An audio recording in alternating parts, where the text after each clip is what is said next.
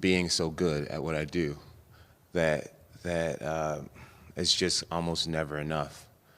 I'm very aware that that the Tom Aspinall is like it's making more headlines than Stipe, and it's just the way that it is with me. When I win, there's always an excuse. Well, oh, he really wasn't that well-rounded, or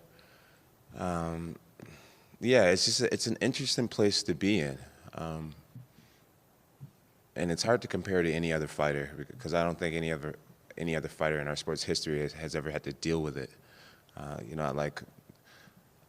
just beat Cyril Gain, and we can go back in a time machine and hear the way that people talked about Gain, his athleticism and his speed, and I mean what he did to Taitu Tavasa, and and then as soon as I beat him, he's like, oh well, he wasn't that, or he's this, and so it's a very interesting place to be in, and it just is what it is. Jon, with that narrative, you've obviously been having a little bit of fun with it in the lead up to this fight. You're saying quack, quack on Twitter, addressing the duck things. What are those fans getting wrong? Why are you not ducking Tom Aspinall? What are they reading wrong about this situation? Okay, so I feel like narratives have been created that just truly aren't there. You can't duck a man that you were never scheduled to fight. It's like saying you got turned down by a girl who you never even hit on. You know what I'm saying? It's like me and Dana and Hunter have never sat down and talked about Tom Aspinall. He's never been on my radar. Never. I mean, just a moment ago, it was him and Sergey that was fighting, and Sergey could be in this position right now, and I would still be in the same place. I've beat people my whole career, and once I beat them, like the show just goes on. Like the French fans were just all over my case, and I just beat their guy, and I find myself constantly in the same position of, oh wow, he just beat another guy. Like what's next? You know what I mean? Like when I beat Glover Teixeira, he was on a 20-fight winning streak, and you beat Glover, and then everything just moves on. So for me personally now, it's just like I get that Tom is an exciting fighter. I get that finally, after 16 years, we found somebody who's 7 years younger than me and 30 pounds bigger than me. Like, we finally found someone who may give me a great challenge. And everyone wants to see it so bad. But for me, it's like, what's in it for me? He changes nothing if I beat him. Beating Tom is just like beating Cyril Gain. Has a whole country behind him. He's hot right now. What happens to me after I beat him? Nothing changes for me. So you're beating guys who aren't even champions, and you consider yourself a champion. He's not a champion. All to me is no difference than an Owen St. Prude or Dominic Reyes or Anthony Smith. You're like just another up and comer that's exciting right now. And I'm not into gambling my legacy for what's exciting. And Jon, if you're not into gambling your legacy, that to me sounds like you're scared of losing against me.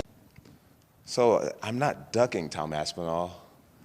If I failed to fight Stipe, I would be ducking Stipe because we contractually have been signed up to fight over a year ago. This is Stipe's position. The Tom narrative came out of nowhere. He won a belt, and now suddenly I'm ducking him. I've never had negotiations to even fight him, if this makes sense. So the fans are just ignoring it. They're ignoring all logic, and they just have finally found someone that they think can compete with me, and everyone wants to see it now.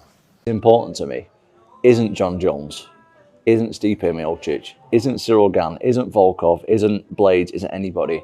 What's important to me is being the #1 heavyweight undisputed world champion. And Jon Jones has that now, and that's what I want. I guess the clarifying question then is, if Dana and Hunter do come to you after this fight, the figures make sense to you, would you then be open to fighting Tom Aspinall, or are you categorically thinking, he does nothing for me, I will not fight that guy?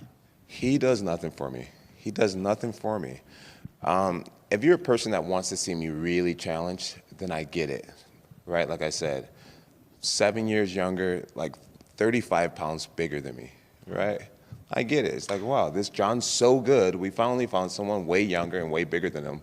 Let's see how he does against that. I get that narrative. But for me, if you were my manager, if you were on my team, why not fight against Pereira, a guy who's the same age as you, and we walk around the same exact size? Right now, I had to eat a big breakfast because I'm getting underneath 235. Pereira walks around at like 240, and he has magnificent accolades. Business-wise, it makes more sense. I'm going to call him this, fight the nobody that may be more dangerous, or fight the guy with all the accolades who's incredibly dangerous, but it actually will affect your legacy. Me beating Cyril Gane didn't change anything for me, just gave me a few more millions. And it would be the same for Tom Aspinall, where when you look back and it's like Jon just beat Alex Pereira, it's bigger.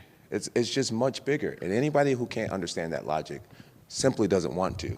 I ain't coming just for Jon Jones, I'm coming for the belt. Whoever has the belt is who I want to fight if I'm not the champion.